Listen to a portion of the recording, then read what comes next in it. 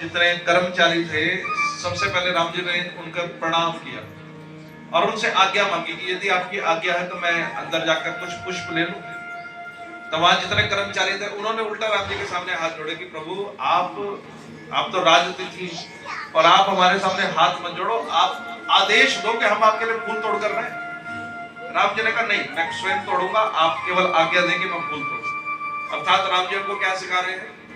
राम जी हमको एक चीज सिखा रहे हैं कि कोई भी काम छोटा या बड़ा नहीं होता और हर व्यक्ति को हर तरह के काम करने वाले को पूरा सम्मान देना चाहिए। हमको हमारे घर में हमारे जो कर्मचारी काम कर रहे हैं उनको पूरा सम्मान दो, भले काम लेने के लिए उनको ताड़ के भी रखो, लेकिन उनको मान सम्मान के साथ उनके कोई खिलवाड़ कभी करना नहीं चाहिए। ये मान सम्मान आपका कैसे जीवन भी बचा सकता है, आपको एक उदाहरण देता हूँ। एक बहुत बड़ी फैक्ट्री थी, 5000 लोग उस फैक्ट्री में काम किया करते थे। एक सज्जन ऐसे थे कि वो जब भी उस फैक्ट्री में प्रवेश करते थे तो दरवाजे के ऊपर जो गेटमैन था उसके साथ रोज मिलते थे। राम रमिया रोज होती थी, राम राम करके हाथ मिला के उसके साथ फिर अंदर जाया करते थे। वापसी आते थे तो फिर उनसे मिलते थे, फिर उसी तरह से मिलकर हाल चाल पूछ कर फिर जाया करते थे। एक दिन की ऐसी घटना घटी कि उस फैक्ट्री का जो फ्रीजर पॉइंट था वो खराब हो गया था और वो उसको ठीक करने के लिए वो जो स्थान था जहाँ डीप फ्रीजिंग हुआ करती थी वो उसके अंदर गए, ठीक करने गए।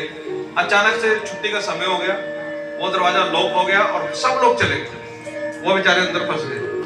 टेम्परेचर वहां का इतना डाउन था कि उनको पता था कि मैं ज्यादा से ज्यादा 45 मिनट सरवाइव कर पाऊंगा, इससे ज्यादा मैं बचूंगा नहीं। तो उन्होंने सोचा कि अब आग तो जाएगी नहीं और 45 मिनट जीवन के हैं, तो बैठ के वही राम राम जपने लगे कि भाई आखिरी समय में राम जी का नाम ही जप लिया जाए, वरना तो पक्का है अब कोई आएगा तो आएगा। आधे घंटे के बाद अचानक से खड़खड़ाहट की आवाज आई, लॉक खोला गया, देखा तो वही गेटमैन दरवाजा खोल रहे हैं। निकाल के लाया, उनको बेहोश हो चुके थे। जब उठे तो उन्होंने पूछा तुझे कैसे पता चला कि मैं अंदर हूं? कहने लगा सर इन 5000 लोगों में से इकलौते आप हो, जब आते हो तो राम राम करके जाते हो, तो जाते हो तो राम राम करके जाते हो। आज मुझे पता था कि आप ऑफिस आए हो, लेकिन मैं देख रहा था कि इतनी देर से आप गए क्यों नहीं, मेरी आंखें आपको ढूंढ रही थी। मुझे लगा हो ना हो कोई अनहोनी हो गई है, मैं उनको ढूंढने के लिए जाऊं और मुझे बिल्कुल पक्का मेरा अंदाजा ठीक था कि आप यहाँ फंसे हो। किसी का अगर आप मान सम्मान करते हो तो भगवान ऐसी परिस्थितियों के अंदर वही व्यक्ति आपको बचाने के लिए भी कभी आ जाता है। इसलिए कभी भी किसी काम को एक तो छोटा नहीं समझना चाहिए। सफाई कर्मचारी भी है तो वो सफाई वाला है, गंदगी तो हम कहलाते हैं ना, गंद तो हम गिरा रहे होते हैं, वो तो उल्टा सफाई कर, वो सफाई वाला है, हम गंदगी वाले। हर व्यक्ति का समाज के अंदर सम्मान हो। यहाँ प्रभु श्री राम उस वाटिका के अंदर आए हैं और मालियों से देखो कितना राम जी ने अच्छा दी। देखो एक चीज बताऊं आपको, दो बातें, आप मुझे बताओ इसमें से अच्छी क्या है। एक है हाईली एजुकेटेड पर्सन, उच्च शिक्षा उसने प्राप्त की, और एक है वेल एजुकेटेड व्यक्ति। बताओ दोनों में से अच्छा कौन है? क्यों? क्योंकि उसकी पढ़ाई जो है वो दिखावे वाली नहीं है। हनुमान चालीसा में आता है विद्यावान गुणी अति चातुर। हनुमान जी विद्यावान गुणी अति चातुर, तो रावण कम है क्या? रावण भी परम ज्ञानी है, रावण से बड़ा ज्योतिषी कोई नहीं, रावण से बड़ा वीणा वादक कोई नहीं है मां सरस्वती के बाद। रावण जैसा परिवार किसी का नहीं है, 1 लाख पूत 1.25 लाख नाती। रावण जैसा राजनीति करने वाला कोई नहीं।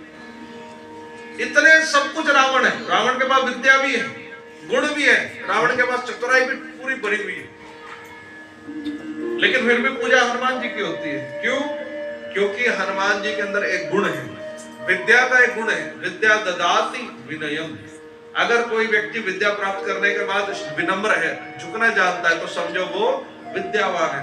और कोई व्यक्ति विद्या ग्रहण करने के बाद अकड़ के रहता है, मैं तो पीएचडी हूं, मैं तो फलाना हूं, तो समझो वो रावण की कैटेगरी का है, उसका पतन बहुत जल्दी हो जाएगा। इसलिए बड़ा सम्मान मिलने के बाद, बड़ा पद मिलने के बाद जो व्यक्ति विनम्र रहता है वो पूरे जगत में उसकी पूजन होती है, लोग उसको पूजते हैं। आपने अपने समाज में देखा होगा, कोई ना कोई ऐसे लोग आपने देखे होंगे जो अपने जीवन में कुछ नहीं थे, कभी 100 रुपए उनकी जेब में नहीं थे, आज वो करोड़पति है, लेकिन इतना बड़ा होने के बाद भी बिल्कुल विनम्र है। हर व्यक्ति के साथ वैसे ही मिलते हैं जैसे पहले मिलते थे। और ऐसे लोगों के बारे में क्या कहते हैं? अरे वो उनके तो हम कसम भी ना खाए, वो तो देवता है। ऐसे व्यक्ति देवता की श्रेणी के अंदर आ जाते हैं।